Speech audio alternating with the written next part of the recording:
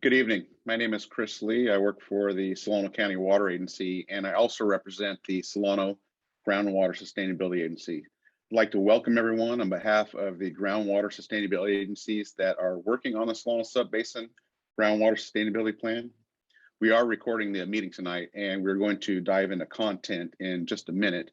But first, I'd like to introduce Reina Rodriguez with Linguistica Interpreting and Translation. Reina? Good afternoon, everybody. For this meeting, we will have simultaneous interpretation throughout the meeting. If you are a monolingual English-only speaker, we do also invite you to select interpretation. To select interpretation, please select the icon that looks like a world at the bottom of your screen. It should say interpretation. After you select the icon, you will select English, which is your preferred language. And this way, when we do have any questions or comments, you will hear the a real-time translation occurring to English so that you can fully engage and are able to interact with our Spanish-speaking participants. If you are on a phone or any other device, you may see 3 little dots instead of the interpretation icon. That will also give you more options where you can then select interpretation and be able to fully engage and enter the interpretation channel in English to also participate. Si usted está aquí en la reunión el día de hoy tenemos interpretación simultánea a través de la reunión. Para seleccionar la interpretación, le invitamos a que seleccione el icono abajo de su pantalla que parece un mundo. Después de que seleccione el icono de mundo, usted va a seleccionar su lenguaje de preferencia. En este caso será el lenguaje de español. Y a continuación le invito a poner el audio original en silencio para que de esta manera no escuche un eco en inglés. Si usted está utilizando un teléfono o otro dispositivo como una tableta, tal vez sus funciones van a ser un poco diferentes. Usted va a ver 3 puntitos en su pantalla indicando more, que quiere decir más. De allí usted va a ir a interpretación del lenguaje o language interpretation. Me va a seleccionar español y por último le invito a que ponga el audio original en silencio, que es la última opción, para que de esta manera no escuche un eco. Y con eso usted va a poder participar completamente en esta reunión. Puede usted someter sus comentarios, preguntas y cuando se llegue el momento para participar en comentario público, puede usted levantar su mano y de igual manera le vamos a asistir. Gracias.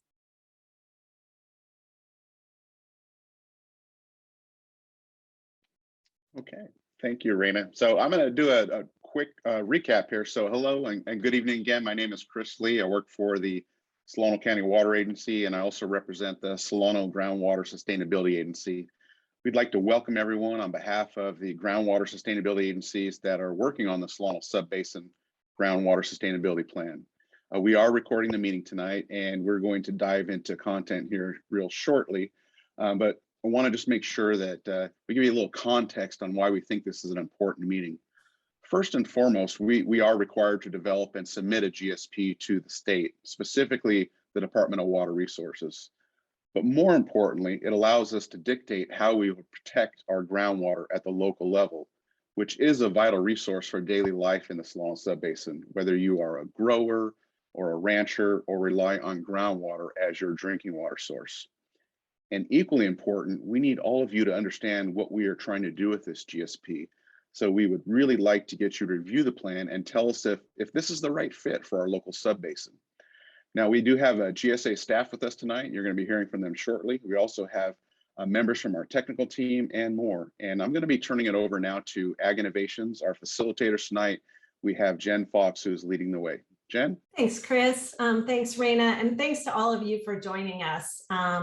We're really glad you're here. My name is Jen Fox. I'm facilitating this evening. My main role is to make sure that all of your questions get answered, that your input's heard, and that we wrap up on time. As Chris said, I'm with Ag Innovations, and our team is working with the Freshwater Trust and the local government commission on the community engagement effort for the Solano Sub-Basin Groundwater Sustainability Plan. And we're doing this work because community input, as Chris mentioned, is really essential in this process. We know the plan will be more robust and more informed when it reflects the visions and priorities of the community.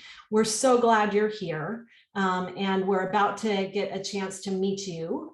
So I want to have one last technical note, and that is about the chat. So as Chris said, this meeting is being recorded. It will be available on the Solano GSP website. And we're going to use the chat in a minute for introductions. Here's a description of the chat in English and Spanish. After introductions, we're going to change the chat to be one-on-one only so that you can direct any technical questions to the team, but then we're going to use the question and answer box for a discussion on the groundwater sustainability plan. So stay tuned for more on that. But before we start, we want to get to know who is in the room. We have about 70 participants already on the call, and I expect a few people will be joining us shortly. So if you could please use the chat, you'll see the button for the chat. And if you could just introduce your name, where in the Sub-Basin you live, work, or farm, and what brings you here tonight. So if folks can, please enter that in the chat right now. We'd love to see who's here. Great, welcome Kelly. We've got the Resource Conservation District on the phone. We've got some members of the Community Advisory Committee. Yeah, keep going. What brings you here? A supervisor in District 2. While you keep entering that, thanks for folks who are introducing themselves in the chat. Someone who lives in Benicia and Dixon, mayor of Rio Vista, and a GSA director on the phone. Please keep introducing yourself. Hydrologists, welcome Jeff. We have a number of folks who are joining us. And in fact, we want to take one more minute. I'm just gonna, while you keep typing in that, I'm gonna invite folks to also mention to us how you heard about the event. So that I'm gonna launch a poll right here. And if folks want to complete that poll as well, and tell us how you heard about the event. While we're doing that, welcome, thanks to property owners in Dixon, farmers in Northern Solano County, GIS managers, row crop growers, Solano ag commissioners, folks from Vacaville. Really great to see so many of you in this meeting, and we're really looking forward to your comments. Yeah, keep introducing yourself. Thanks, Jeremy, for joining us from Dixon. It's a very different time to do these virtually than the first 3 public meetings that we held live. And so in that poll, please, you can take time to answer the poll. I'm noticing that most folks heard about us through the Solano GSP newsletter. So it looks like word is getting out about that. Other folks heard via word of mouth and public events. If you did hear about this meeting, at least 6 of you heard about this meeting through another source. If you wouldn't mind just taking a minute to type in the chat how you heard about this meeting if it wasn't via one of the options that you saw in the poll. Feel free and share that in the chat. While the last few folks are introducing yourself or how you heard about this meeting, I'm going to turn us to another set of important introductions. And so I'm going to invite each of the representatives of the groundwater sustainability agencies to go ahead and turn on your camera. And in a minute, I want to call on you to introduce yourself. But before I do that, I want to give a little background. Chris mentioned the Department of Water Resources and the work through the Sustainable Groundwater Management Act, SGMA, which you'll hear a few times tonight. The Sustainable Groundwater Management Act asks for local regions to develop and collaborate to develop local plans, as Chris said. And that meant that the groundwater sustainability agencies needed to understand each other's interests. They needed to work together to create a plan that reflected local needs. And we here in Solano County are really, really lucky because that's exactly what happened. The 5 GSAs that you see represented here, and we're about to introduce someone from each of them, really came together to work hard to develop a plan that reflected and supported the common good. While doing that, the folks who are about to introduce themselves also really spoke up for their constituents. And so I'm going to turn it over to each of them to just introduce themselves, their region. And if you could, I would like to invite each of you to answer what is one interest. I know there are many interests, but just one interest that you could mention that you've had on behalf of your GSA that's been important for your constituents to have reflected in the plan. So Chris Lee from the Solano GSA, I'll turn to you first. Thanks, Jen, and hello again. As Jen said, I'm Chris Lee, representing the Solano Groundwater Sustainability Agency. This takes up about 60% of the Sub-Basin geographically, and probably accounts for about 80% of the total groundwater use in the Sub-Basin. We're a JPIA. We have 9 different agencies in the Solano GSA, including a Solano County with 2 supervisors representing districts 4 and 5, as well as the Solano County Ag Advisory Committee. The cities of Dixon and Rio Vista welcome Mayor Cott and Mayor Bird. Cal Water Dixon, Reclamation District 2068, the Dixon Resource Conservation District, the Solano Resource Conservation District, Maine Prairie Water District, and the Solano County Farm Bureau. So we have a very broad representation for the Solano GSA. I think one of the most important things I heard early on from the Solano GSA board and many of our stakeholders is, do we have enough groundwater? And if we don't, are we going to have to cut back on how much we use? Now, fortunately, I've been working with groundwater for some time now, so I had a pretty good understanding of what our Sub-Basin looks like, and understood that we're in pretty stable shape. So I thought it was quite possible that we might not have to change a whole lot of what we're currently doing, agricultural production-wise and groundwater use as well. And fortunately, on paper, that looks to be true. We do have a few spots in the Sub-Basin that we need to take a closer look at. But looking at the entirety of the Sub-Basin, it looks like we don't have to change much of what we're doing at all for the next few years, if not for a long time. Now, we will continue to monitor and look to see where we can do a bit better at conserving groundwater and perhaps capture stormwater for recharge. But in general, it seems like we're in pretty good shape. And I think that was and probably remains to be the biggest concern. What shape is the Sub-Basin? How much groundwater do we have? Do we need to cut back? And so, looking forward for the next 5 to 10 years and probably longer, we are in pretty good shape, but we will need to continue to monitor and adapt if and when conditions change in the future. So that was the big thing, the big concern that I had heard early on. Thank you. Thanks, Chris. Yeah, how about, I'm going to turn it next to Justin Cole from the city of Vacaville GSA. Hello, I'm Justin Cole, representing the Vacaville GSA. Our GSA is quite smaller than the Solano Sub-Basin GSA. It's just the area within the city limits of Vacaville. And one of the concerns early on for the Vacaville is a third of our groundwater a third of our water is sourced from groundwater. And so the concern was really maintaining and preserving that groundwater supply. And as we went through the GSA process, it was really about maintaining local control and working with our neighbors to solve our problems rather than get the state involved. Yeah, thanks, Justin, and thanks for your work. I know you have a city council meeting tonight too, so thanks for being here. And Paul Fuchlin from the Solano Irrigation District. Thank you. I'm Paul Fuchlin. I'm the Director of Engineering and District Engineer for Solano Irrigation District.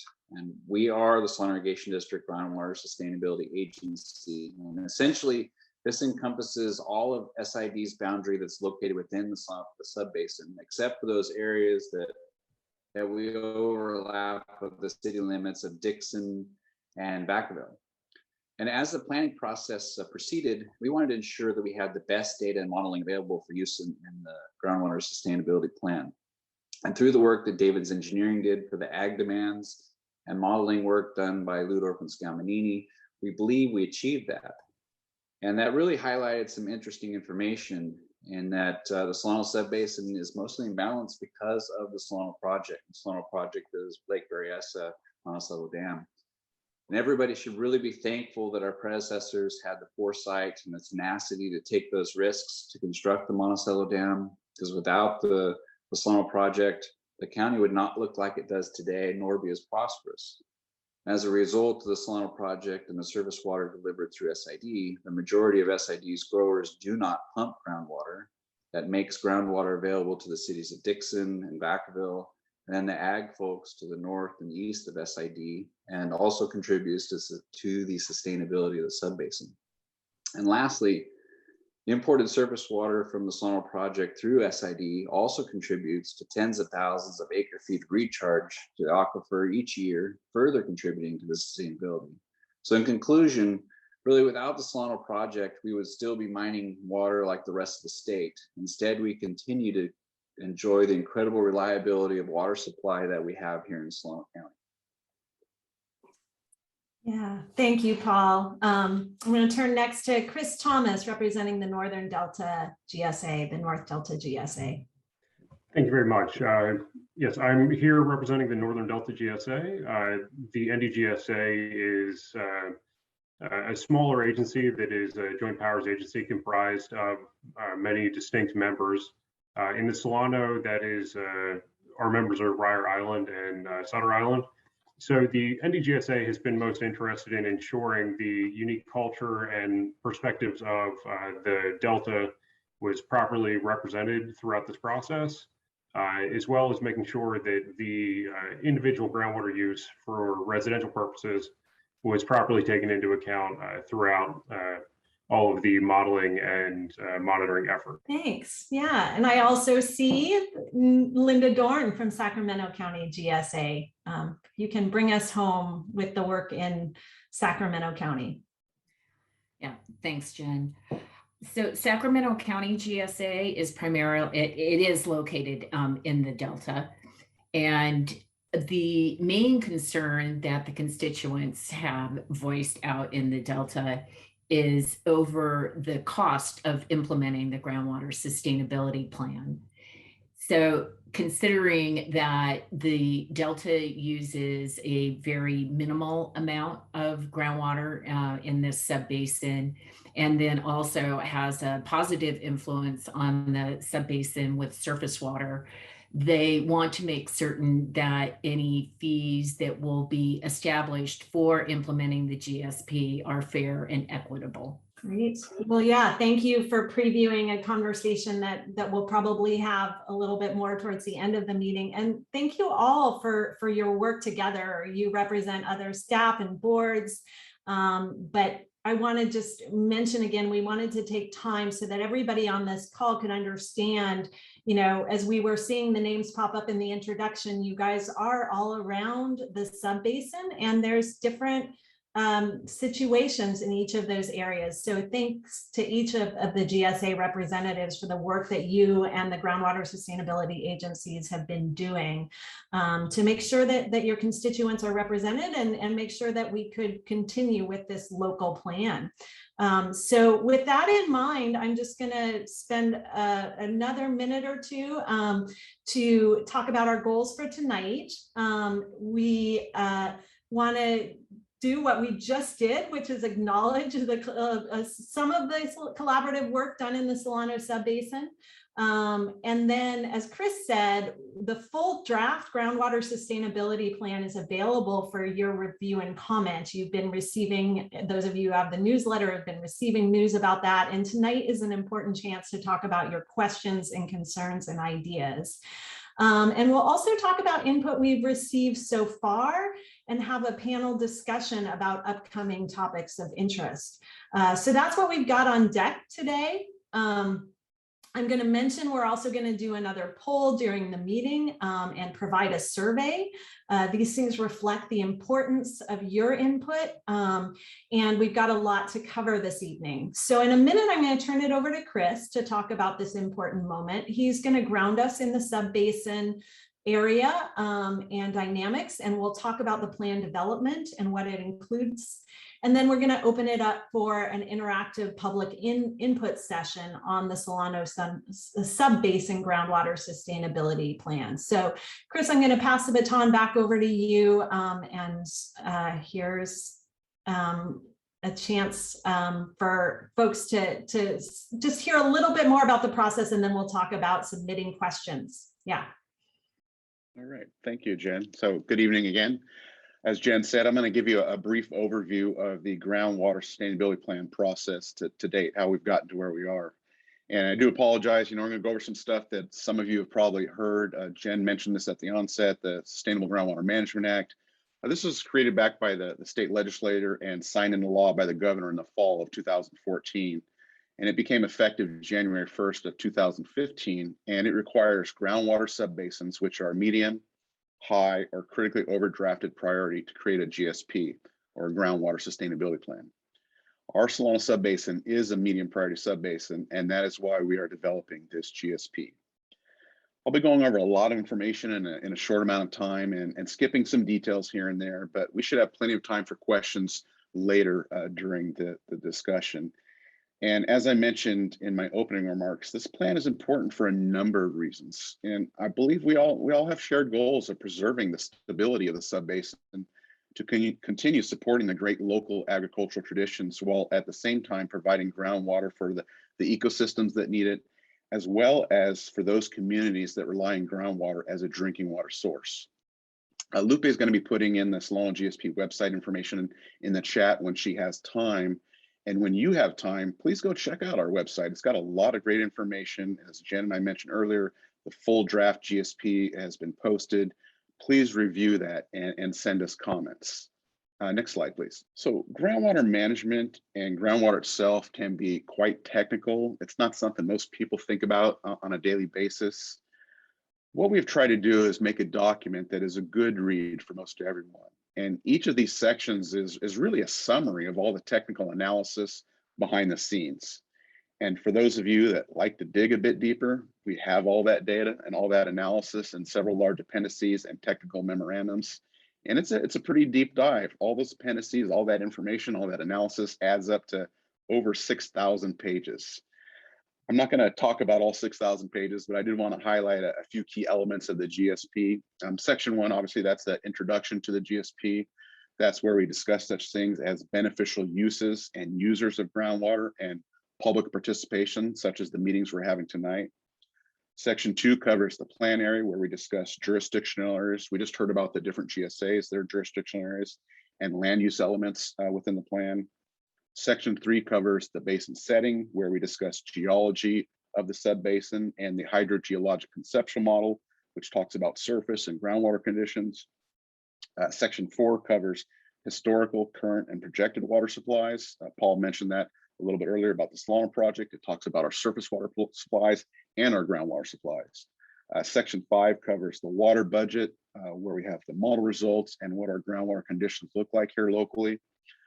Section 6 covers the sustainability goal and sustainability indicators and the undesirable results we want to avoid, which include avoiding chronic lowering of groundwater, reduction in groundwater storage, land subsidence, water quality degradation, seawater intrusion, and we also want to avoid depletion of interconnected surface waters that could potentially impact beneficial users of groundwater.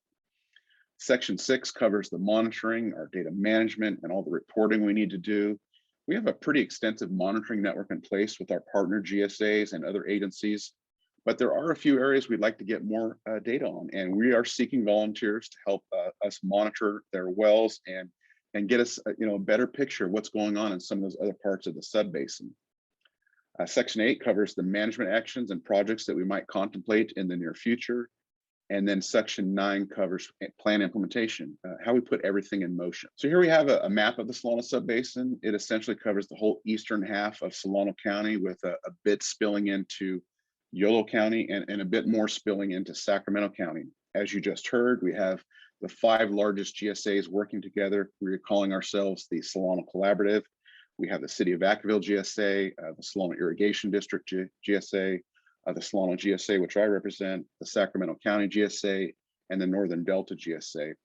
And then more recently, we also have a number of reclamation districts that were formerly part of the Northern Delta GSA. They're actually now acting as independent GSAs that will also adopt the GSP. So here's our schedule, and we're really headed towards the finish line.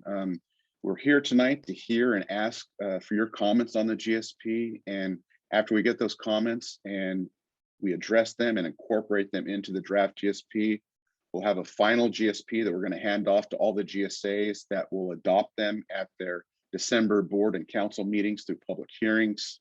And then we need to submit that GSP to DWR on or before January 31st of next year, which is right around the corner. And then we're going to be holding meetings to discuss GSP implementation fees, likely starting in the February timeframe. And I'll just discuss a bit more about that here shortly. And then we start a whole series of activities starting in the spring with collection of groundwater levels in wells, monitoring of the sustainable management criteria, collecting water quality data, continued outreach, including interbasin coordination with our neighboring subbasins, looking at potential projects and management actions, and a whole bunch of other implementation related activities. Then we hope to wrap up a discussion on fees by late spring or early summer. We'll see how those conversations go. And then our first annual report is due in April, just a few months after we submit the plan to DWR. And then the cycle starts all over again in 2023. Next slide, please. So we have been very fortunate to have a group of people with a good mixture of backgrounds and interests when it comes to groundwater participate in the Citizens Advisory Committee. They have met quarterly and have been diving a little deeper into some aspects of the GSP. These meetings have also been open to observers, and their next meeting is in January. And we really want to take some time to thank them for the effort and time that they've all taken out of their busy schedules to be committed to this process. So I'm going to turn it over here to CAC member Elizabeth Fry, who's going to introduce herself and talk a little bit more about the Citizens Advisory Committee. Elizabeth? Yes, so I've been involved in the meetings as they have progressed, and it's been a great experience. I'm just really impressed with all of the information that has come from the studies and the collaboration of the groups and the just the people, the community being involved.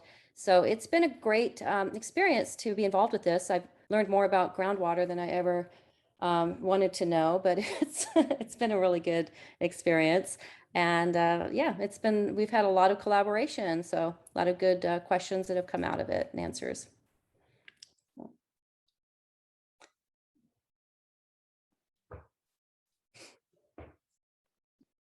All right, thank you, Elizabeth. If we can go to the next slide, please. All right, so this has taken a big team to make all this happen. A lot of really smart people have put a lot of hard work into this effort. We've had staff from the Solano Collaborative, who you've already heard from. Our lead consultant is Ludorf and Scalamini. We're going to be hearing from Vicki Kretzinger later, and Nick Watterson's going to be helping answer questions, but there's been a lot of other people in their office that have helped out as well. Kendi Jenks has been helping write the plan, with Sachi Itagaki and Jennifer Larson being the main people doing that. We have David's Engineering, who's been doing work on the modeling and water budget. We've had Wes Jost helping with the project development and management actions, ERA Economics on the feasibility analysis and economics of the plan. And Ag Innovations has been fantastic, really leading the way with our facilitation and outreach and education team, led by Genevieve Taylor, with lots of help from Susanna Sossman and Lupe Garcia and Amy Ryan and Jennifer Fox, obviously leading the way for our meeting tonight. So I really want to say thank you to Ag Innovations. They've been fantastic. And we've also had help with the Freshwater Trust and the Local Government Commission, who have expanded the outreach for underrepresented communities. And I'd really like to thank the entire team once again. I think we've done a really good job and put together a solid plan and done a really real good job with outreach and being transparent with this whole process. Next slide, please. So how are we paying for all this? For development of the GSP, we've been very fortunate to have received 2 grants, one through Proposition 1 and another through Proposition 68. And we've had a lot of local match. All of the agencies you've heard from, the GSAs, the Solano GSA, have put up a lot of cash to match. And we've literally had thousands of hours of staff time working on this effort for the last 3+ years. We've also had additional support from DWR through Facilitation Support Services grants, which has included a lot of the assistance we've received from Ag Innovations. And we also have a DWR Technical Support Services grant, where we've had the Ludorf team work with local landowners, installing some shallow monitoring wells near Puda Creek and in some other areas of the Sub-Basin to help us, again, round out our picture in some of the shallower portions of the aquifer. For implementation of the GSP, we are going to be looking for grants where possible, but most likely the bulk of the costs will be paid through local fees on stakeholders. Now, we completely understand that growers and ranchers and homeowners are constantly bombarded by fees and assessments. We get that. None of us like this, but it is necessary to maintain local control. Because if we cannot pay for the plan and manage our groundwater resources locally, the state water board can and will step in. And from what we hear, they're going to be charging some pretty hefty fees to accommodate their staff time to manage these plans at a local level. So what we're going to be doing in the next few months is start a series of meetings to sit down with stakeholders and talk about fees. Just like the GSP process, we want to hear your comments and concerns and try to address them as best we can. We hope that by next spring or early summer, we can all come to some agreement on what those fees might look like. And then we will start charging fees, probably starting in January of 2023, and certainly no sooner than that. Okay, next slide, please. Okay, at this point, I'm going to turn it over to Genevieve Taylor at Ag Innovations, who's going to be talking about how your input really has made a difference on this plan. Everyone, really nice to be here. I will say this represents years of work in the making, just as Chris was saying, and it's been our honor at Ag Innovations to be able to work on public engagement around legislation that is new to California and new to the Solano Sub-Basin. And so, has been really an emerging process and planning process. So we are, this is a culmination. And I think a few things that are important to talk about are the ways that we've been listening and what we've been hearing. So we've worked with the Freshwater Trust and with the local government commission to do a broad and robust outreach to the community. The Community Advisory Committee has not only given us insight based on their reflection of what's important to the community, but it's also connected us with the wider community. So that's been an important place. And some of the things that we've been hearing through the surveys and the interviews and these kinds of meetings is what are the concerns of people around groundwater in the Solano Sub-Basin. So a couple of things to point out is we heard about the northwestern area of the Sub-Basin, actually starting in, I think it was in 2019 during our first in-person meeting where we had someone bring it to us, and we were already thinking about that area. And so it definitely led to greater consideration. We've certainly talked about it with both the CAC and continue to focus on it in the GSP. And so it will be receiving attention such as proposed projects and management actions. So that's one way that the input that you've given has really made a difference.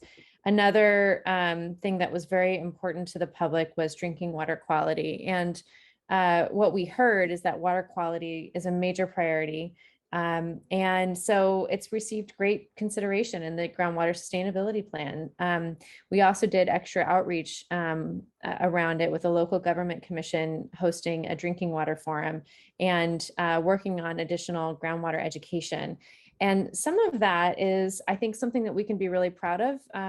It's been something that's made a difference here in the Solano Sub-Basin and led the way, I think, for other parts of the state even. So the local government commission, the Solano RCD, and the Freshwater Trust worked together to create a curriculum for K through 12. So you can see they're working on a game right here. And if you go onto the groundwater guide, you'll see some really awesome videos of kids talking about how important groundwater is to them. So it definitely made an impact on local education. And in a plan like this that extends 20 years into the future and really is the start of a planning process and that goes much longer than that, what we do for our future generations really makes a difference. So connecting it to them helps them be better, a better influence and part of the decision-making process later. So we've tried to use all we can in this moment of great attention to the community in across generations and across geographies. So let's see, go to this next one. We really want to invite you to be involved not only now, but in the future. And the big call to action tonight, which we'll say again and again, is that we want your comments and questions tonight during our conversation. And also during the, we'd love to see you comment on the GSP itself. And even if it's just, letting us know what your concerns and interests are around groundwater, we listen hard and we'll take that into consideration. And if you have more specific comments on different pieces of the GSP, please go to solanogsp.com and you'll see an easy form for being able to fill out. I think another thing just to know tonight is if you have a specific comment, we'll be encouraging you to submit it directly. Tonight we'll be taking themes and comments and questions, but nothing really specific tied to a specific interest into the GSP. So we want to be sure that if you've got something specific, that it goes into the formal process so that we can make sure that it's considered as a specific and separate comment. All right. I think too, I'd like to just encourage you, if you're learning more about groundwater, the groundwater guide that was developed with a really specific focus on the Solano Sub-Basin is a fantastic resource for you. So, go there first and to get more education around groundwater. And then go to the solanogsp.com to find out about the groundwater sustainability plan specifically. Yeah, next slide. All right. So I think at this point, what we'd love to know, we'd actually, Lupe, if you would be willing to start poll number 2. Thank you. And so it's really important to know what kind of water user you are. That way we know that who we're reaching and the kinds of concerns that you might have, and we can tailor it to that. So if you could answer these questions, what kind of water user are you? And then we'll have a couple of other questions right after that. That would be fantastic. Your voice has been really essential to this process. We've been grateful for every comment that we've gotten and really paid attention to the insights that we've gained from these meetings.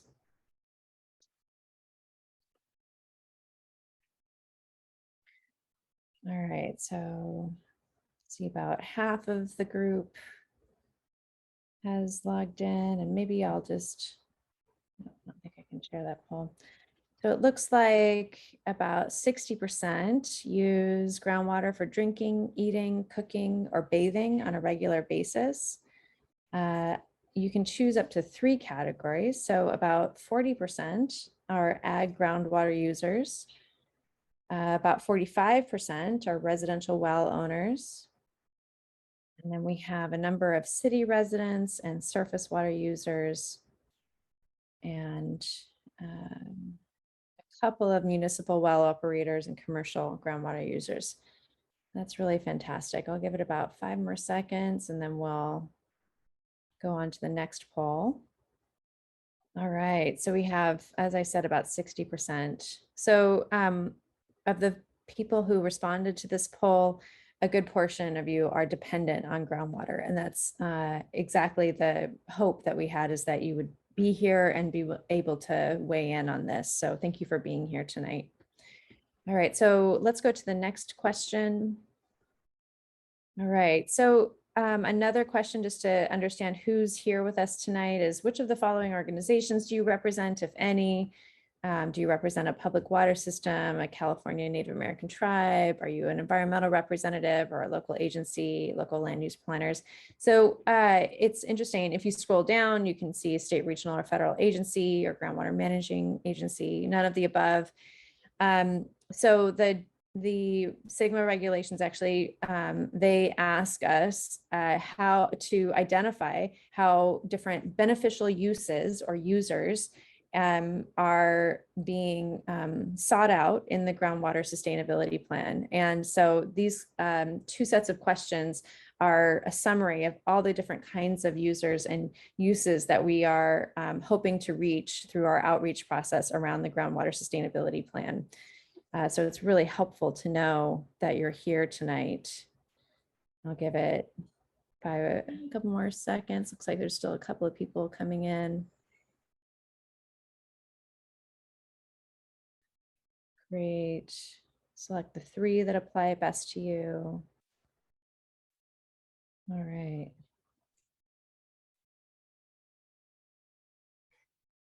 And I think we're petering off. Thank you. Let's go ahead and share those results. All right, so of those who answered, there's several of you from local agencies. It's great to have you here. This certainly will is something that we hope that the groundwater sustainability plan, we coordinate with other agencies. So great to have you learning more about it tonight.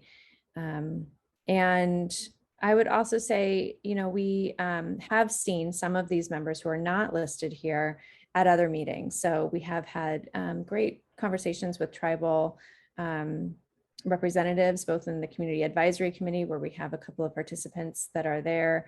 And then also separately, we certainly have been speaking and working with local land use planners. So some of the gaps that you see here, we've definitely been in conversation with them outside of these meetings.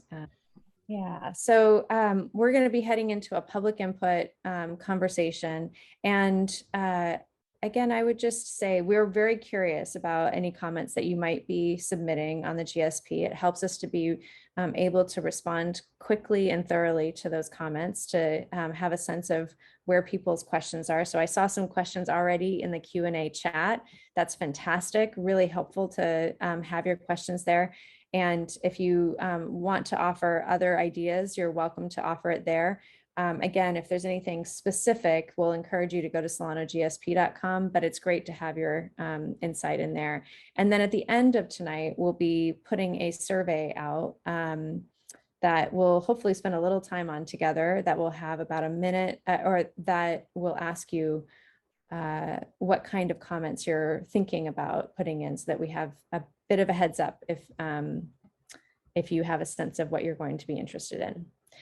All right, so let us head over to Vicki. So Vicki Kretzinger-Grabert is from Ludorf Scalmanini Engineering, and she is going to walk us through an overview of the very large GSP in a very short amount of time. It's an impressive feat.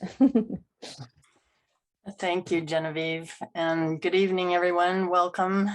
We really appreciate your attending tonight. And the slides I'm going to go through are just a high-level summary of the overall plan that you've heard bits about already.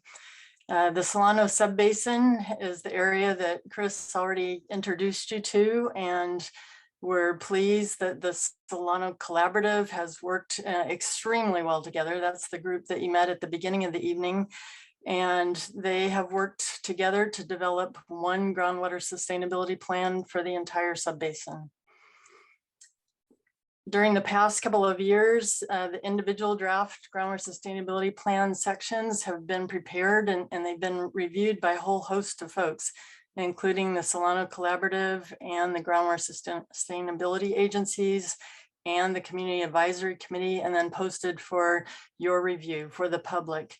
And as Chris mentioned, the complete draft groundwater sustainability plan was posted mid-October, and we're in the review period, and we are really encouraging your input. Chris went through the GSP chapters individually, and I just wanted to say that overall, there's several main components. There's several chapters that essentially describe basin conditions, you know, what's going on within the basin historically and in the future, looking at defining basin sustainability and other several chapters, and then importantly, developing projects and management actions for use as needed to maintain sustainability during plan implementation. And some of those projects and management actions don't necessarily need to wait. They're also a good way to mitigate, you know, circumstances like we're experiencing these past 2 years, very dry conditions. They're a very good way to buffer those kinds of conditions so that we don't have to worry as much as if we hadn't prepared ahead of time. So in the Solano Sub-Basin land use and trends have been evaluated over a historical period from 1991 to 2018 as part of the plan process, and also a 50-year projected period that's required by the Groundwater Sustainability Plan regulations. Most of the land use is agriculture. It represents about 58% of the total land use. But another important part is riparian and native lands. They represent about 32% of the land use. And then urban land use is about 9%. One of the things that's a requirement for the Groundwater Sustainability Plan is to develop a hydrogeologic conceptual model for the whole subbasin. And this information helps us characterize how groundwater occurs and moves in the subsurface. And this can be in response to natural movement, or it can be in response to wells pumped to purposely remove groundwater, or in response to the infiltration of rainwater or irrigation water that can potentially recharge the groundwater system. On this slide, the large image shows how what's referred to as alluvium and the Upper Tehama Formation. This is loose clay, sand, and gravel deposits shown in the tan color, and they comprise the upper part of the groundwater system. And this is one of the principal aquifers in the subbasin. Groundwater from this part of the system serves primarily domestic and agricultural uses. And then there are deeper sediments, and these are very important as well. They tend to be older formations and are generally less permeable with some exceptions. Groundwater in what's called the basal Tehama zone has been developed for the city of Vacaville's municipal water supplies. And this basal Tehama zone is also a principal aquifer. So Paul Fuchslin provided a really good overview of some of the benefits of the Solano project. When it came online, it played a really large role in the use of surface water to meet water demands. So the subbasin and its predecessors in terms of leadership, they were visionary, and they did a lot to forge the way with a lot of conjunctive use, and that has really benefited the basin for decades. Groundwater levels had been lower historically many, many decades ago, but then they increased, and levels have generally remained stable in the shallower part of the groundwater system as a result of conjunctive use activities. There are some exceptions, notably some water level declines that are reported in the far northwestern part of the subbasin. And this can be due to how wells are constructed and also other local factors, including new land uses or increased groundwater use in a very localized area. A critical part of the plan development includes water budgets for historical, current, and also the required 50-year future periods. Surface water and groundwater flows into and out of the subbasin, and we need an accounting of this to determine whether and over a long period of time, including different water year types, dry years or extremely dry years, such as we've been experiencing, wet or normal years, and whether the subbasin is in balance. In other words, to be sustainable, we want to ensure that we're not continually removing more groundwater than we are able to replenish. Key components of the water budget are shown here on the slide, and here they're shown as average annual volumes over this historical period from 1991 to 2018. We compute all of the inflows into this groundwater system, and then we subtract how much is being withdrawn as outflows to compute how much is still remaining in reserve. And this is what we refer to as the change in groundwater and storage. And overall, we see that there's a positive change in groundwater storage of about 2,900 acre feet per year. So that's a very good thing that we have a positive balance. This is another way of showing how the water budget components are stacking up for each year of the historical period for this 1991 to 2018, each of these years. There's inflows to the basin are above the zero line and in the upward direction. These are inflows shown as positive values, and then the outflows are shown as negative values.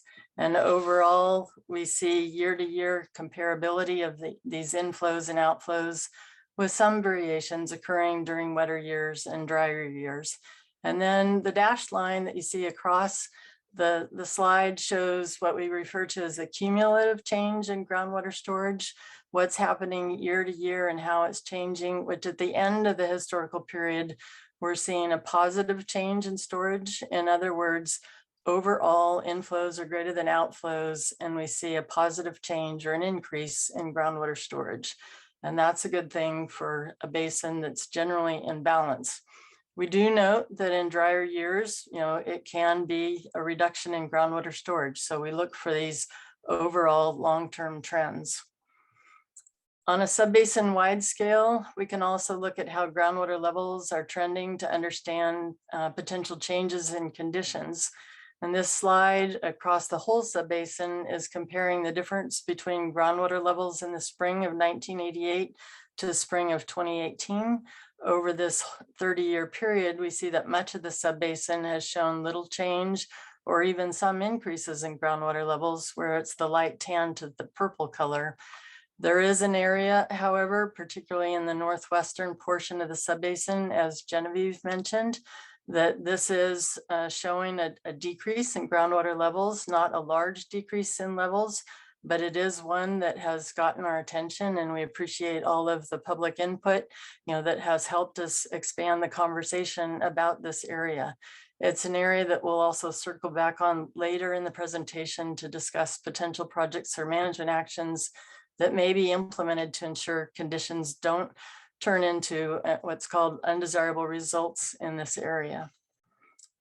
So here we come to what we're referring to as the current health or status of groundwater in the sub-basin by monitoring groundwater related parameters for sustainability indicators.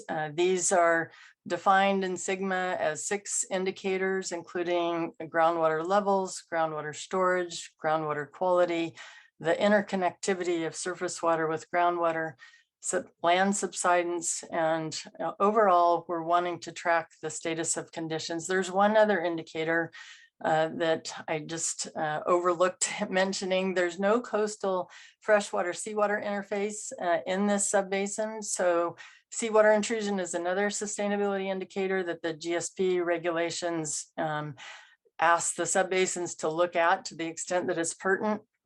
Here it is not pertinent in the Solano subbasin.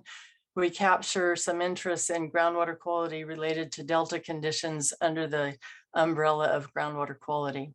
The 5 sustainability indicators relevant to the Solano subbasin are generally in good condition on the subbasin scale. We do recognize, however, that there are local areas like the northwestern area of the subbasin that need attention. And there are also areas where pre-existing groundwater quality conditions, they're not the role of the groundwater sustainability agencies to correct. However, future groundwater management actions cannot contribute to further groundwater quality degradation where such may have already occurred due to pre-existing conditions.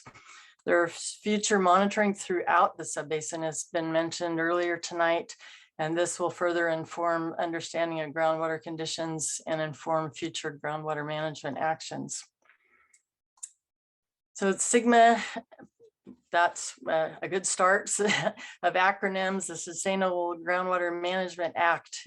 So SIGMA is filled with terms and jargon, and I'm going to spend just a moment with some additional terms to help you understand some of this language of SIGMA. There's a sustainability goal that's required for a subbasin, and this is met when the basin is managed within its sustainable yield through implementation of a groundwater sustainability plan. A stakeholder process is a really important part of the development of the sustainability goal, and also, of course, the development of the plan in its entirety. The sustainable yield is another super important term. This is met through the avoidance of undesirable results related to the 6 sustainability indicators that I just mentioned. For example, we want to avoid chronic groundwater level decline, and we want to avoid reductions in groundwater storage. We don't want land subsidence. We want to avoid stream flow depletion, and we want to avoid any further water quality degradation. So there are 5 of these indicators that we'll be focusing on in this subbasin. Sigma requires that within a basin, the agencies set this sustainability goal and then develop and implement this plan to meet that goal by avoiding the undesirable results. And this is all as measured with criteria, quantitative criteria associated with each of these sustainability indicators. And all of this happens through the input from a local stakeholder process to accomplish sustainable management within 20 years or less. So as we turn now, we're going to look at an example of some of these terms that I just described, particularly the sustainable management criteria. And this is an example for the sustainability indicator for the chronic lowering of groundwater levels. And in this slide, we're going to talk about, what could become significant and unreasonable. And with groundwater conditions in the Solano Sub-Basin, what we're trying to avoid, we're wanting to avoid any kind of prolonged year-to-year reductions in groundwater levels below levels that have been recorded historically. We also especially want to avoid groundwater level decline in domestic wells that affects the capacity of those wells to produce water. And we also especially want to avoid groundwater level decline that could affect what are referred to as groundwater dependent ecosystems, those ecologic communities that heavily rely on groundwater as a source of their livelihood. So undesirable results we've defined with input, through all of these stakeholder and input from the GSAs and these processes that it would occur when 30% of representative monitoring sites, specifically designated monitoring locations, have groundwater levels that go below a minimum threshold for 2 consecutive years. And we're going to look at the next slide as an example of this. We're also showing on this particular slide 2 areas where we have identified as data gaps, where even though we have many monitoring wells that are already been monitored for decades in some cases, there are still areas where we're trying to identify additional locations where groundwater level data are of interest. So this slide, we're again showing an example of chronic lowering of groundwater levels and some of these sustainable management criteria that I've just been describing. These include what are referred to as measurable objectives. These are the measures that we're trying to maintain or improve upon so that groundwater conditions are where we want them to be, where we desire them to be to achieve the overall sustainability goal for the sub-basin. And then we're also showing what's referred to as minimum thresholds. These are measures that we're trying not to exceed in order to not experience undesirable results. So this slide is showing each of these criteria for one of the representative monitoring sites. It's a well that's been designated as a particular well to which these criteria are attached. And for this indicator, just broadly speaking, we've identified 39 of these such locations, these representative monitoring sites in the sub-basin. 31 of these wells are constructed within the upper portion of the groundwater system, and another 8 of these wells are in the deeper part of the groundwater system in the basal Tehama. These locations were all selected based on groundwater use and historical groundwater conditions, the density of domestic wells, also the presence of disadvantaged communities, and also the location of groundwater dependent ecosystems. So on this graph, we're showing for the measurable objective the values as shown with that green dashed line. These are basically based on a range of operations during different water year types and looking at historical fluctuations over a historical period and then recommending this desired groundwater elevation that we want to maintain or even increase upon. For the minimum threshold, we've designated a level that is a minimum based on levels that are historically more than 50 feet lower than through our base period. But this is very conservative relative to where levels have been historically. This was also in consideration of the construction of domestic wells in the vicinity of these representative monitoring sites and also wells located in disadvantaged communities. So there's a schematic shown on this slide. With the well is 109 feet deep and groundwater is produced from a screen location from 85 to 105 feet deep.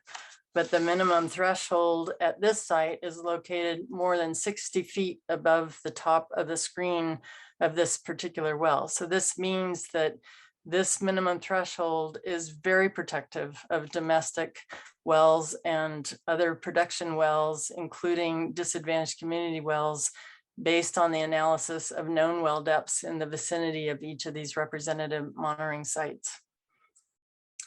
We'll turn now to an important part of the groundwater sustainability plan and identifying projects and management actions to help maintain or achieve sustainability. So through input from the Solano Collaborative and all the other GSAs with the RDs, the Community Advisory Committee, and input from the public, we've discussed potential projects and management actions. There's a whole host of these that are captured within the plan, and then some that we did a little bit deeper dive into to look at, what was planned, at this time, and what are potential projects and what might be other projects to choose among, depending upon the conditions basin-wide or more locally. Having a menu of these kinds of projects and management actions that can be implemented as needed is particularly important as we look ahead to future conditions like changes in land or water uses, and also climate change and changing groundwater conditions. When we intentionally pump groundwater for use, we also want to understand how the groundwater system can be replenished. So on this map that's very brightly colored, it shows areas that have soils and land surface conditions with physical characteristics that are conducive to recharging the groundwater system. The green areas show where there's a better opportunity for that recharge to occur, while the red areas show poorer potential for that recharge. And we also want to seek areas that have pre-existing conveyance structures. This means we're able to hit the ground running.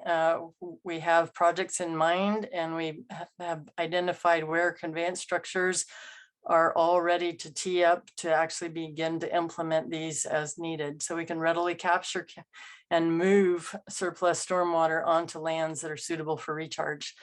As noted earlier, there's an area, particularly in the northwestern portion of the Sub-Basin, that's showing a decrease in groundwater levels. And in this area of interest, we're currently doing a deeper dive on examining recharge opportunities.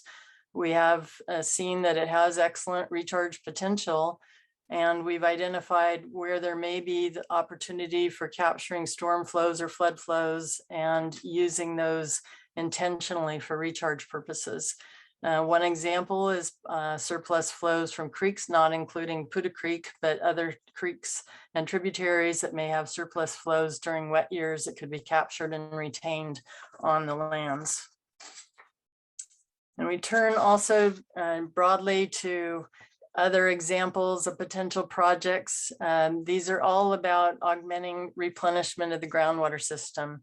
Wherever there's an opportunity to do this proactively, that's what would be in the best interest of the Sub-Basin. And we want to focus on suitable areas with the right physical characteristics.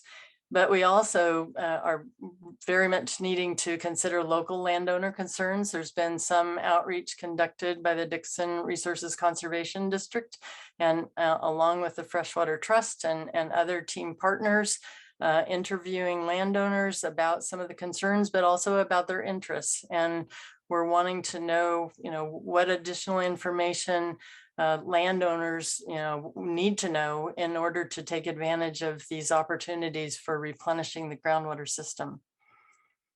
So as we turn now to circle back on the whole draft GSP development process, here we are approaching, what was mentioned early as our comment deadline. We're really seeking your comments on the plan. We want to know what concerns you most, and where there's either enough information or there needs to be more information in the plan. And altogether, we need to get the plan ready to provide to the GSAs by December 1st, and then we need to be able to deliver it to DWR on or before January 31st. This is just the first major milestone to submit it to DWR. It's really a living and dynamic document as we go forward, at least for the next 50 years. And it will be used to monitor and track groundwater conditions and identify data gaps on an ongoing basis and address those data gaps, and also to implement projects and management actions as needed or even before they're needed in order to be proactive about keeping the sub-basin in a good condition. An annual report is required to be submitted to DWR by April 1st every year, starting next year, right after the GSP is submitted on April 1, 2022, the first annual report is due. And this report includes such things as groundwater levels, trends in those levels, changes in groundwater storage, information on the sustainable management criteria that I mentioned earlier, groundwater use by all beneficial uses, including environmental uses. And then at least every 5 years, the groundwater sustainability plan is required to be updated. So all of these reports and updates, they continue essentially indefinitely. So lots to look ahead to. And with that, we very much appreciate your attendance and encourage your questions, and especially your input on the plan and comments that you may have to offer. Thank you very much. Thanks, Vicki. It's amazing that we've been able to boil down a huge GSP into a 20-minute presentation. So thanks for doing that. So where we're heading next, I'm actually going to share my screen. I think I can go ahead and do this. First of all, I just want to encourage all of you to, if you have a specific comment, we'd really like to see that specific comment at solanogsp.com. So there's a big button, click here to comment on the draft GSP. We've tried to make it as easy as possible. And if you have feedback on that, we're also very open to that. However, tonight, we'd love to see all of your groundwater and GSP related questions in the Q&A box. That means that it's a little easier for us to track it that way. And hoping that the chat box can be used for technical questions to the host. Just, if you're having an issue with raising your hand or getting unmuted, if you want to say something like that. The email that you'll be using if you want to submit comments is solanogsp-comments@kennedygynx.com. That's also on solanogsp.com. So you can go there and it'll give you what you need in order to move forward. All right, so we're going into a Q&A session now, and there's a couple of things that are really helpful to know. First of all, if you'd like to make a comment, we'd love to hear it. We'd love to have you, chime in with your voice, and happy to do that. So if you could raise your hand, that would make it really easy for us. It puts you at the top of the queue, and we're able to sort out who you are. If you have trouble with that, you can always type it in the chat, or and that's another way.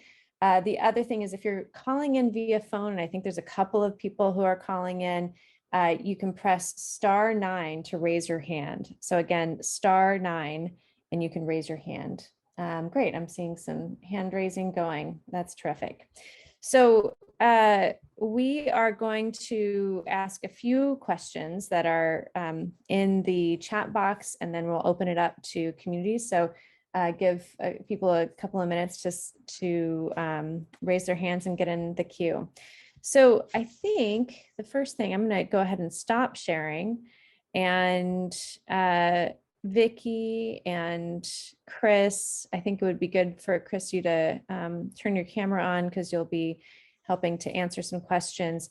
And so my first question is, there was an exchange about kind of the different layers of groundwater in the Solano Sub-Basin. And I think, Vicki, you had a very, you talked about sustainability, but Weston was asking about, what are the differences between sustainability in the deeper basal layer versus the more shallow area. So, do we have a difference in terms of groundwater sustainability at the different kind of groundwater levels as we go further and further under the ground? Would you add anything? If Nick is saying that the work on the GSP suggests that overall basin-wide conditions in both principal aquifers are generally good. Is there anything else you'd add to that? That covers it. They're both in a sustainable state. They have stable trends overall. There is a what's referred to as a cone of depression, where the pumping occurs within the basal tehama, but that is a pressure surface. It does not mean that the groundwater system itself is dewatered, in that area of those water levels. And that even that cone of depression is stable over time. So it is a sustainable condition. Great. Awesome. Thank you, Vicki. Appreciate that. I will actually, I'll keep with you for a moment more. And Sabine was asking about the Northwest focus area and kind of the data that's available in the final draft. Is there, Nick responded that they are presented in the first annual GSP report, but for someone who's interested in understanding more about the Northwest focus areas, where would you direct them look at that? There are a few places. Within the groundwater sustainability plan, there is the groundwater and surface water conditions section, that chapter. And there is also another, and on an ongoing basis, I mean, the Solano County Water Agency has been ahead of the curve in terms of looking at groundwater conditions for many, many years. And this is something that's been reported on previously. So there are other discussions of it. The fortunate thing with our neighboring sub-basin, with the YOLO sub-basin, we're having very good collaborative communications about what's occurring on both sides of Poudre Creek in this northwestern part of the Solano sub-basin, but there's also interest in the southwestern portion of the YOLO sub-basin. But I'd say the best place at this point in time would be the groundwater sustainability plan in the groundwater and surface water conditions chapter. Okay, great. Thanks, Vicki. Appreciate that. Oh, good. I'm seeing some more chime in. One more question, because I think it'll come, Bobby, you can ask more about this if you want to raise your hand, but Chris, would you take on the question about Travis Air Force Base and how and where it is in relation to the Solano Sub-Basin? Sure, thanks, Genevieve. So Travis Air Force Base is actually just outside the Solano Sub-Basin. There's actually 3 different sub-basins within Solano County, and Travis Air Force Base actually overlays the Fairfield-Sassoon Sub-Basin, which is a very low priority sub-basin and actually isn't used a whole lot because it's an ancient marine aquifer, so it's pretty salty. So Travis is just right on the edge, and we've had some early discussions with Travis Air Force Base personnel and their consultants, probably, gosh, 3, 4, 5 years ago to see if they wanted to be part of this process. And there's kind of some unique language within the Sustainable Groundwater Management Act where federal entities are exempt from this process, but they have certainly been interested, and because they utilize groundwater, we want to give them as much information as possible. So for those that are interested in what's going on at Travis Air Force Base and because it's so proximal to the Solano Sub-Basin, yeah, please hit us up and we'll try to provide as much information to you as possible. Yeah, so Chris, just to reemphasize that, it sounds like Bobby's looking at that and perhaps would want a conversation about it. And that sounds like that's possible. Absolutely. Okay, great. Excellent. All right. So I'm going to go ahead, and there's some folks that are wanting to ask a question, and let's see. I'll just say one thing is that we are going to take on fees a little bit later. So I know there's some questions that I'm seeing around how the fees are going to work, and right now, we really want to stay centered on the GSP itself and any questions there. So if you do have a question about fees, we'll have another moment for really discussing that, if you can wait for that. So, gosh, I'm not seeing, is there anyone who would like to put in I'm not seeing any hands raised. Am I missing something here? Is there any hands raised? Jen or Susanna? Yeah, I'm not seeing hands raised. We have a bunch of folks who are typing in questions, but no hands yet. Okay, great. All right, so let's see. Yeah, so actually, I think we're heading into, why don't we take on this question of, it seems like we're heading more into implementation. I'm seeing more and more of these questions in implementation. Me too. Jeff is asking, Jeff Krausen is asking, will smaller ponds be encouraged? I'm seeing that as a question. And I think there's a number of different projects and management actions that you're exploring as part of the GSP. And let's see, Vicki, do you want to take that on? And then Chris, you can add anything from there, a little more about the projects and management actions. Sure. And one thing that's helpful to consider when there's opportunity to retain water on the landscape to enhance the potential for recharge is also to consider things that I showed in the slide about the kinds of physical characteristics associated with not only what's near to the land surface, but also what's deeper within the system, because sometimes there may be very permeable soils and within the upper 6 feet of the land surface, but then clay or less permeable materials deeper down. So it's very helpful to know, what more of the whole system looks like. There's certainly opportunities to try and control floodwaters, excess storm flows, wanting to capture those in ways that would be beneficial, but also not to create other kinds of hazards. So it deserves a close look. Great, thanks. And Chris, do you have anything else that you'd say about, encouraging smaller ponds or other, ideas that might fall in the realm of projects and management actions?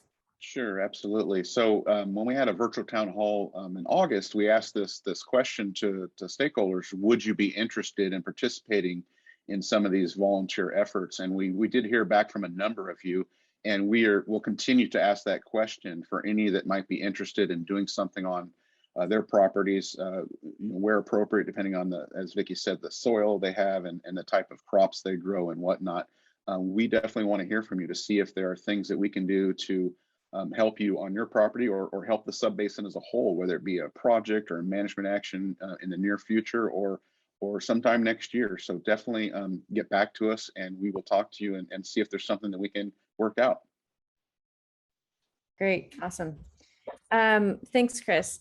So most of the other questions that I'm seeing are really heading towards implementation. So I think we probably should go that direction. Yeah, Jen? Yeah, well, this has been great. I mean, it's really great to see a bunch of your questions, and I've seen a few in the chat. I'll be pulling those in. Want to encourage you guys. We're going to shift gears a little bit. We're going to continue with this public discussion, and I'm going to invite Vicki and Genevieve and Chris to stay on. But, want to just acknowledge, first of all, as Genevieve described, questions related to this final draft groundwater sustainability plan. If you can make sure and submit anything that you would like to be addressed via the site we've been sharing. And as Genevieve said, a lot of you are, we're at this point that the plan is out there, and now many of you are thinking about, okay, what is this going to look like for the implementation period? So let's turn to that right now. And as Genevieve promised, and as I'm seeing from the chat and the questions, a lot of people are asking questions about fees. A number of the questions are similar to each other, so I'm going to read a few of them. Monica asks, will there be a way to charge folks who get their water from the ground? Randy asks, so are you going to try and charge us residential people for our well water use? Irma similarly asked, will residential well owners have to pay or be on some kind of meter to provide to use private wells? So I think these are all fairly related. And Chris, maybe I can turn to you to talk about, how much is this plan going to cost the sub-basin, and what should people understand right now about fees? Sure. Yeah. And so let me start by saying that nothing is set right now. We're just starting the process of really determining how much everything is going to cost. Now, the GSP has some basic layouts of what we think we will need to do for monitoring and reporting, and there's quite a bit to do actually on an annual basis. But we actually just put out a request for proposals to look for a firm to help us do a rate study to see exactly what those real costs are going to be to implement the GSP on an annual basis. And as I mentioned earlier, we're going to start a series of meetings next spring, probably as early as February. And we're going to share that rate study with you once we have it. As we've done with this GSP process, we want to be as transparent as possible so that when we start to talk about fees, we can show you what that rate study says and what all those fees will be associated with, what you would actually be paying for. And, we still have a lot of questions internally to see what makes the most sense for our sub-basin. There's all kinds of different ways that you can go about this. What we've been seeing happen in other sub-basins, and that doesn't necessarily mean what will happen here, is that they've been taking the approach of kind of a simple service fee for all stakeholders for basic Sigma and GSP compliance. And this does make it a lot easier to manage. We will know exactly how much we're collecting each year. And by doing a more simplistic service fee, we'll probably be able to stay away from asking well owners to buy expensive meters to see how much water they're actually extracting on an annual basis.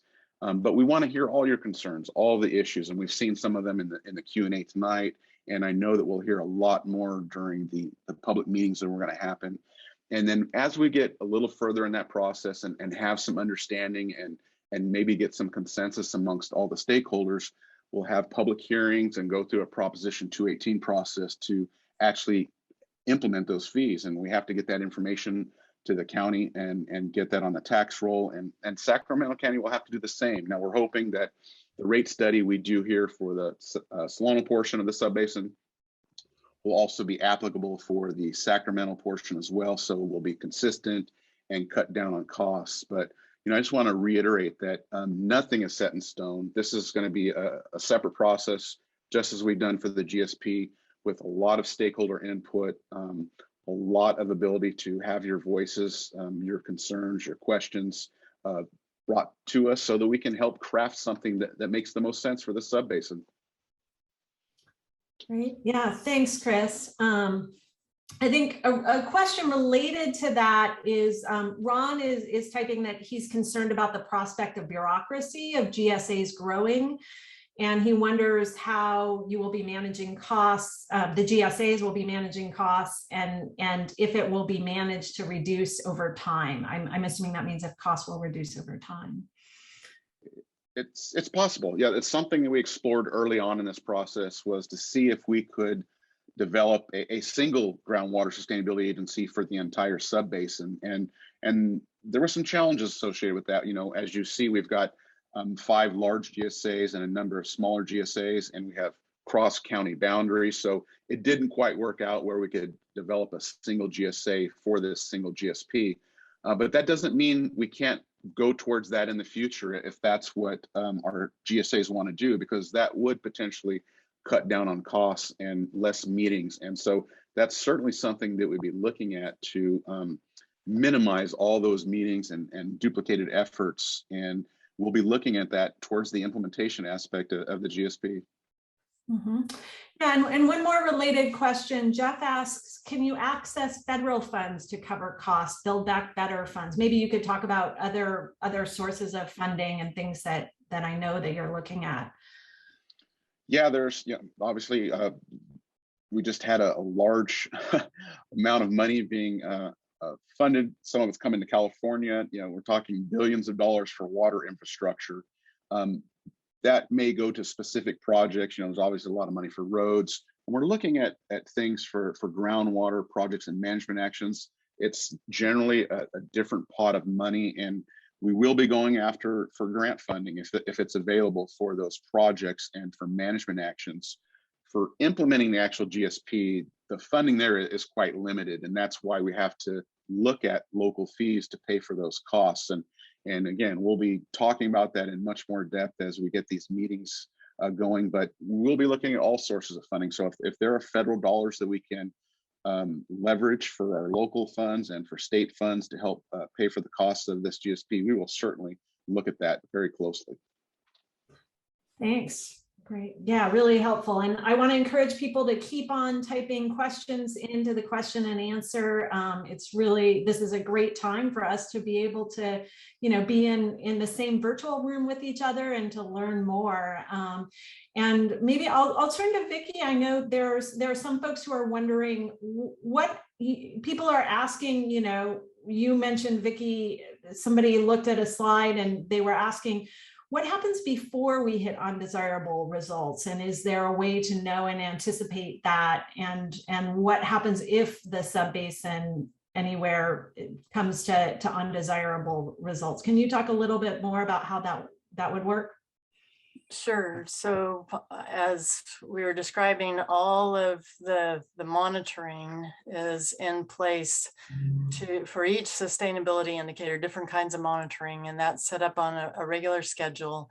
And that schedule includes analysis of those data. So historically, there have been some programs, generally speaking, in the state that have collected data, and they haven't really done anything with that data.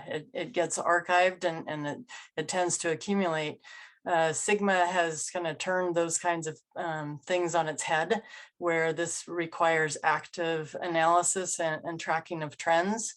And it needs to be trends in relationship to those sustainable management criteria to know whether or not it's starting to go in a direction that we don't want it to go. So the whole process is very much in the mode of adaptive management. When there's trends occurring that start to look like things are changing, and not only because of drought or dry year conditions, then it's the time for the GSAs to work together to look at, is it a sub-basin wide condition or is it a local condition? What are the sources of those responses of the sub-basin, and what should we do about it? It's another value of the large menu of projects and management actions that the collaborative and the community advisory committee and everybody's input that developed, to have the tools available to look at what's appropriate and when and where in order to keep conditions sustainable. Thanks, Vicki. Yeah. Want to encourage folks to keep typing in some questions. There's questions and maybe a comment that just came in. This one goes back to the fees for domestic well owners, and someone comments, in considering fees for domestic well owners, we should bear in mind that the well owner must pay power bills to operate the well pump, as well as pump maintenance and replacement when needed. That's a comment that somebody wants to make sure we keep in mind. Does anybody want to comment on that, or it seems like a comment that stands on its own? Yeah, it does stand on its own. And again, this is, nothing that we would like to do. I know that the growers and ranchers and residential owners get fees assessed to them all the time. I guess the message that we want to really convey is that to maintain our local control, to make sure that we are managing our groundwater resources in a manner that reflects the great agricultural traditions we have here in Solano County, and to make sure the state does not step in and change things, is we have to pay for the costs of implementing the GSP. And we completely understand that you have all of your own costs associated with either running your ranch or your farm, or just getting your drinking water source. We get that, and we want to try to make this where it works for the entire sub-basin, and that's why we're going to have these series of meetings to hear all these concerns and issues, to see what makes the best fit here locally. So again, I'll look to those meetings coming up, starting in February, March timeframe. Yeah, and I think a similar comment, I just want to make sure that it gets noted here. Jeff comments that there are many of us paying for water infrastructure already with rural water districts and not using the resource. And Jeff comments that this was supposed to be a temporary tax and it's still here. He asks if there's any comment. No, I'm not going to comment on what's going on for like reclamation districts or irrigation districts. I just don't know what's going on there to make any kind of meaningful comment on that. Thanks. Yeah. And then one more similar question from Jeremy, who asks, how will the integrity of the program be managed? He offers verify meter calibration, for example. Maybe this might be, I think there's a question on how the metering would be done. And maybe this is also a time to talk about meters versus fees. Well, right. Yes. As I mentioned earlier, we're hoping with a basic simplistic fee that's going to be broadcast across the entire sub-basin that we can actually stay away from meters. We, as Vicki said, we have this extensive monitoring network. We have a pretty good understanding of what's going on in the sub-basin. We want to try to stay away from individual landowners being required to spend $3,000 to $5,000 on a meter for their wells. And by charging this very simplistic fee, I think we can do that. I think we can accomplish that. So that's what we're trying to start with these initial discussions. But again, it's nothing set in stone right now. We want to have all these discussions coming forward in the next couple months to see, what the issues, what the concerns are, and why we're kind of leaning this way. And one of the reasons of why we're leaning this way is to stay away from individual landowners needing to go out and buy those expensive meters for those wells. That's what we're hoping to try to avoid. Great. Thanks. Yeah, and I encourage folks, we still have about, some time for questions. So please let us know your questions. And I'm going to turn a question to Genevieve, who, you shared a little bit earlier what work had been done during the development of this groundwater sustainability plan. And there's a question about what you've learned from the plan development in the last few years. And maybe if you could talk about how that will affect the future, how the group has seen and thought about that looking towards implementation. Great. Yeah, there was a few themes that we highlighted in the community engagement results report that we put together and as part of Appendix 2A, which shows all of the, what we learned and gives us an understanding of the different efforts that we did. And the top four. The first one was a theme about water quality, drinking water, and that shallow wells should really be protected. So that came up many times. We already mentioned it earlier. It was absolutely a strong theme that we've heard, and we've really been paying attention to that. And I think the GSP reflects that attention. We also heard a strong local desire to protect agriculture and working lands, and needing to balance that with other interests. So there were folks talked a lot about wanting ag to continue to be in the Solano Sub-Basin, wanting it to continue to be viable, and also acknowledging that it had to be able to work well with residential well owners or local communities and other kinds of uses. So there was a desire for balance alongside a desire to support agricultural sustainability. There's also a community concern about the competition between new developments and other groundwater uses. We've definitely, talked about new developments within the space of these virtual town halls and at our community advisory committee. And there's concern that new development would compete for groundwater use, including business, domestic wells, and agriculture. So we definitely heard that. And then we heard that groundwater dependent ecosystems are an important resource in the sub-basin. So people express concern about those ecosystems, about the environment, and wanting to ensure that the groundwater planning effort took into consideration those. We have definitely, I'd say, in addition to those, some other themes were around you know, the impact of fees associated with Sigma. And we, you know, that this is there's been uncertainty because it's been emerging. And so, you know, that has been a concern.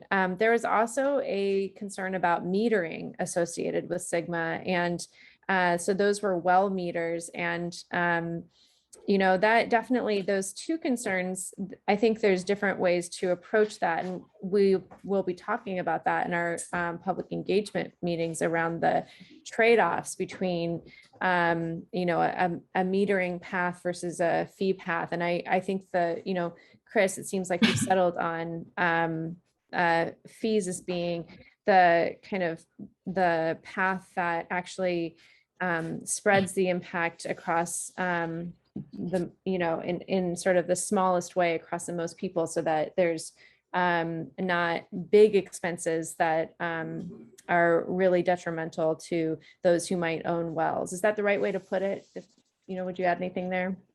Yeah, I guess so. Again, just to reiterate, nothing's set yet, but I think that's the path that I think makes the most sense. But that's what we're going to put before the stakeholders at these meetings. There's several ways we can go about this.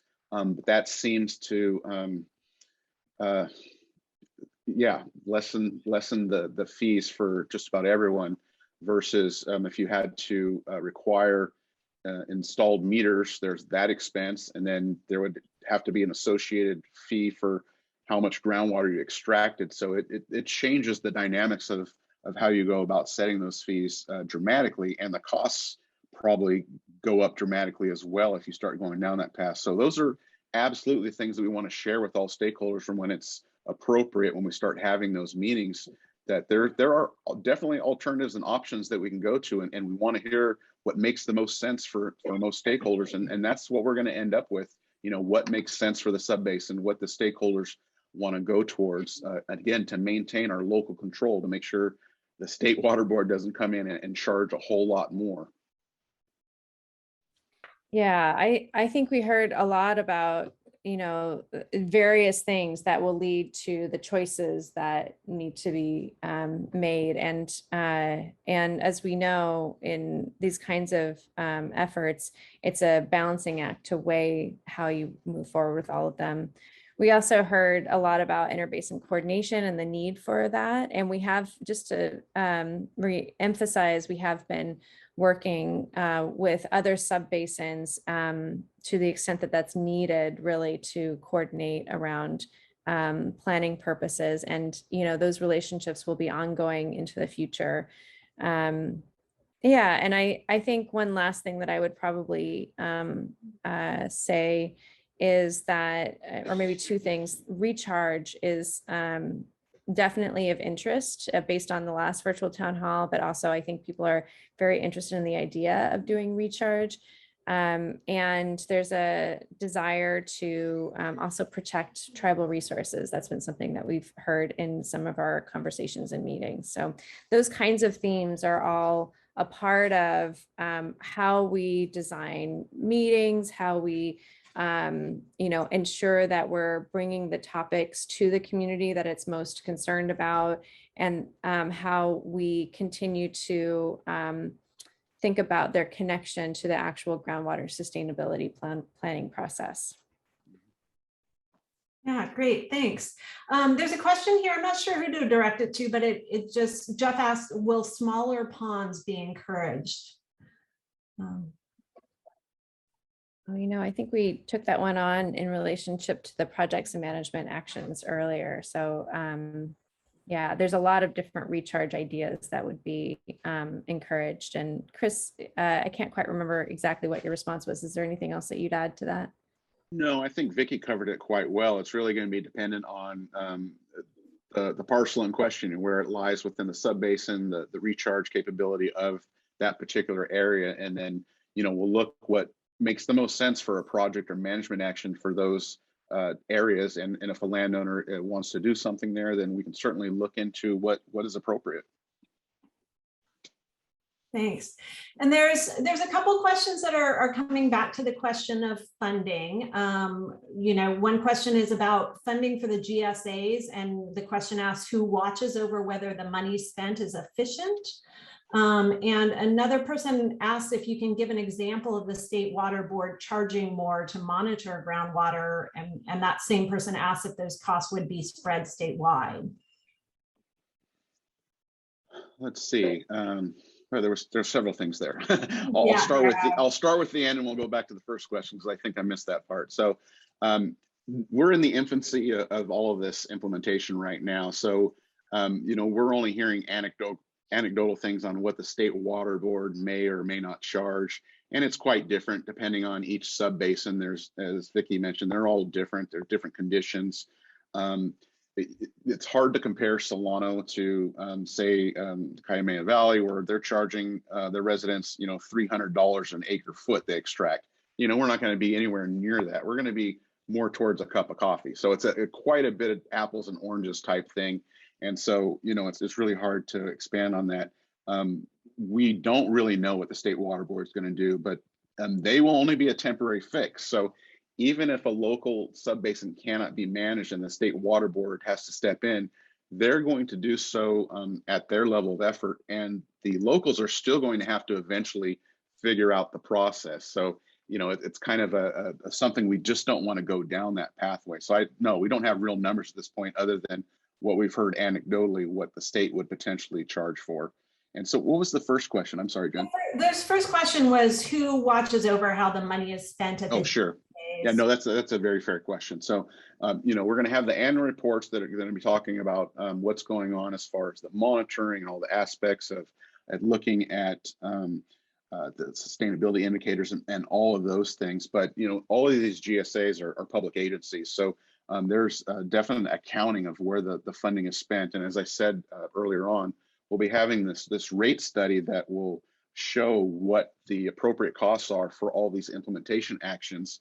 And then we'll base the fees off of that. And then there will be, annual reports on that, where that funding went to, and we'll be able to show that to the public, how that funding was processed through all these different actions. So it'll be a very public and transparent process on how that money will be spent.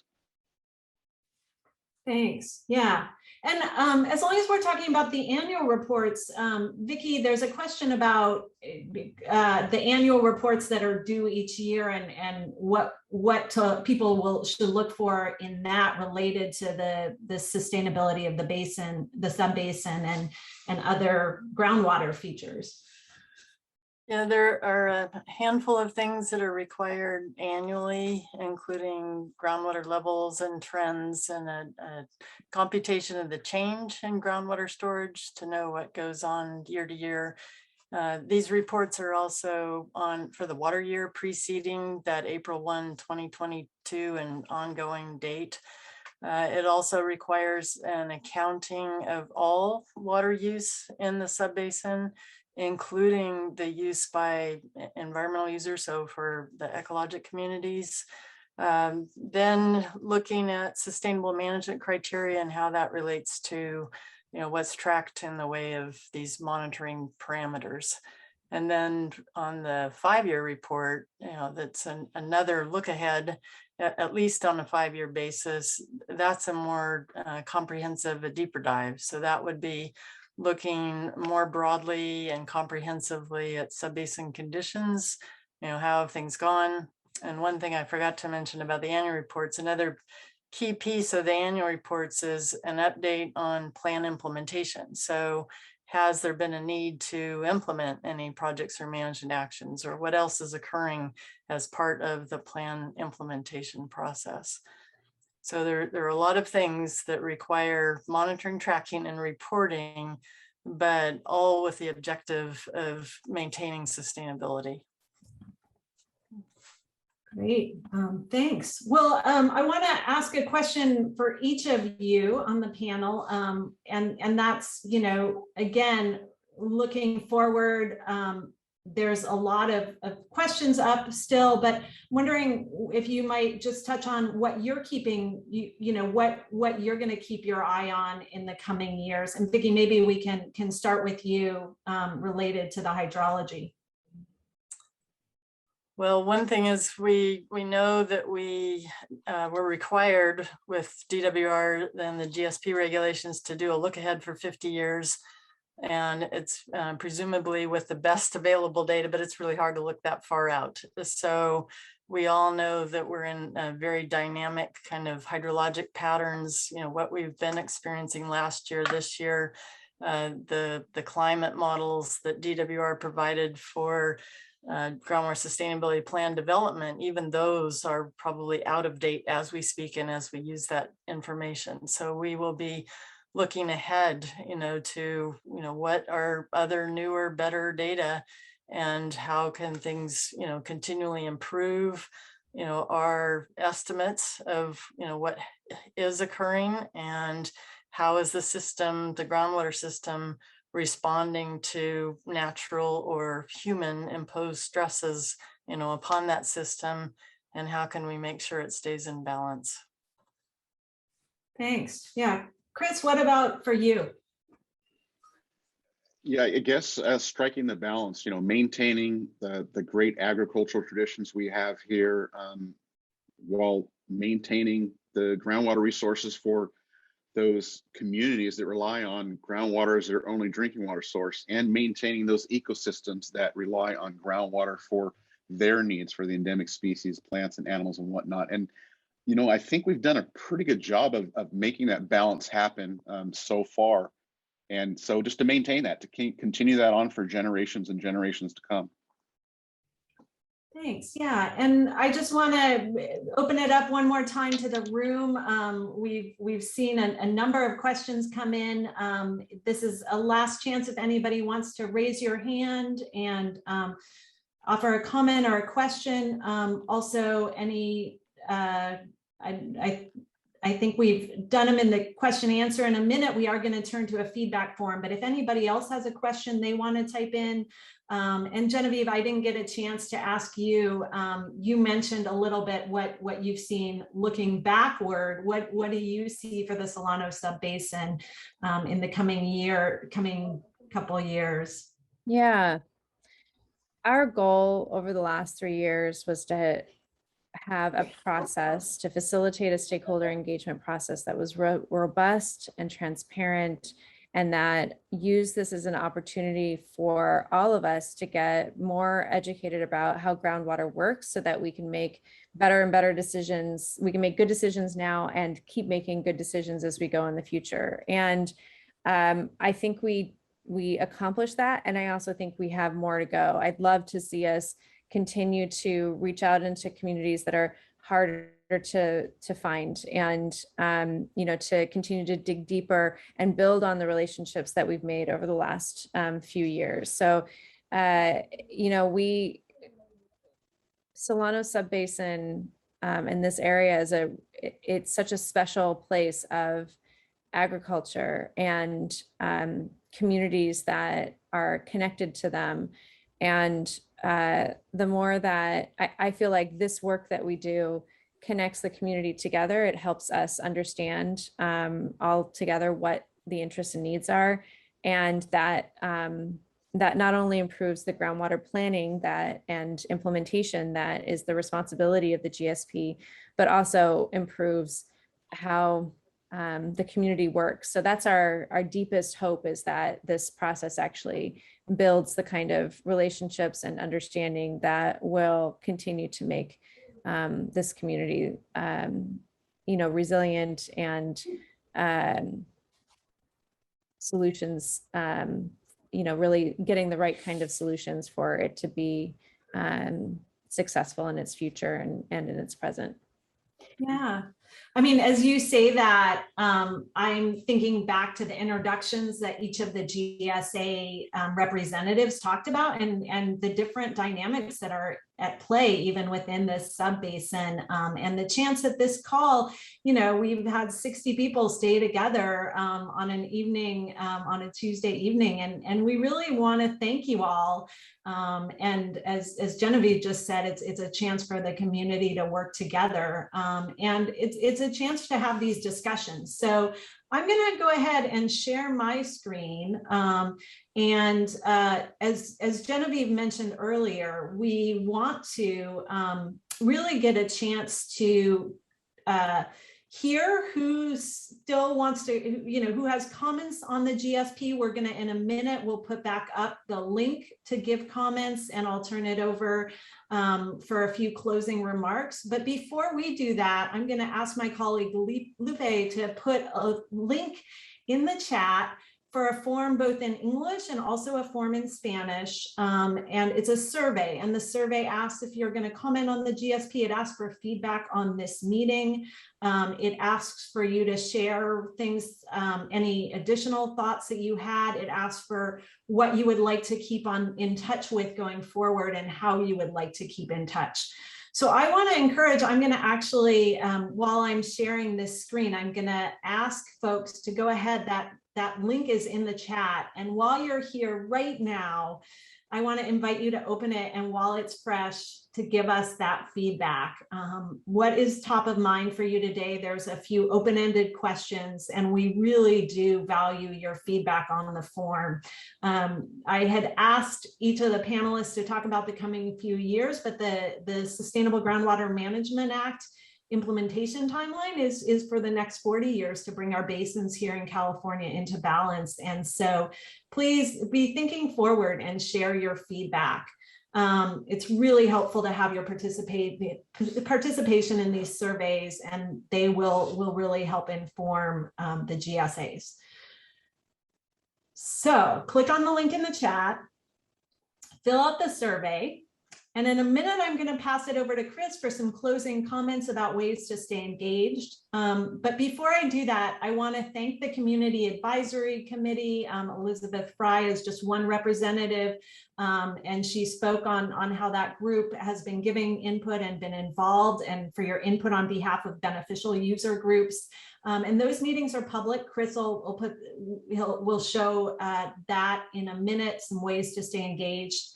I also really want to acknowledge the groundwater sustainability agencies for their coordination and work on behalf of their constituents, as you heard about at the beginning of the call. And I want to thank you all for tuning in. Thank you. Your time is valuable and your input is really valuable. So Lupe, I'm going to invite you to open back up the chat so that if anybody wants to share something with us that they just thought of, they can. And I'll also ask you to repeat a link to the forms that you put in. And Chris, I'll turn it over to you to give us any closing comments. Sure. Thanks, Jen. Maybe we'll move to the next slide. Yeah, thank you very much. So, we've said this quite a bit, but we really do want to get your input. We really do want to hear what you have to say. And so if you have specific comments, we'd love for you to submit those at the Solano GSP website, provide comments. It's a short turnaround. We've had the document out for a while now, and the draft sections have been out, but we really like comments by November 15th. Please provide them if you can. Go to the website directly. Next slide, please. So just again, to look at our timeline, we're headed towards the finish line. We do need to submit the GSP to DWR by or before January 31st of next year. And that's just right around the corner. Next slide, please. There's a lot of ways to get involved, as we've been hearing all night. You can go to GSA meetings. It's a little easier now with many of them being online, like what we're having tonight. CSC meetings are also open to the public. They have many observers at those meetings. Again, please review and comment on the GSP. We think we've tried to make it as easy as possible. We want to hear your issues and concerns, and we've had some really great questions tonight, and that's going to help us as we move forward in the next path as we're looking towards implementation. And the groundwater guide is also an excellent resource about groundwater, and there's a lot of very helpful links and information about groundwater in general on our website. So please go check that out. Next slide, please. So I want to try to get you guys out here on time. As we've said several times, there's just a lot of really smart people that have been doing a lot of great work on behalf of the Solano Sub-Basin for a number of years now. And here's a list of just some of them. I'm not going to read them all out, but I just kind of want to leave you with this parting thought that, you know, we really do value your input and do look forward to your comments on the GSP. And we really appreciate all the stakeholders that have been present tonight and at our other virtual town hall meetings and individual meetings with the Citizens Advisory Committee. Your input is valued, and as Genevieve has said, it's made a difference in how we've crafted portions of the GSP to reflect what local needs are, and that's what we want to continue to do. So please spend some time and look at the GSP and provide us your comments. So thank you all very much for staying with us tonight, and you all have a good night. Thank you so much.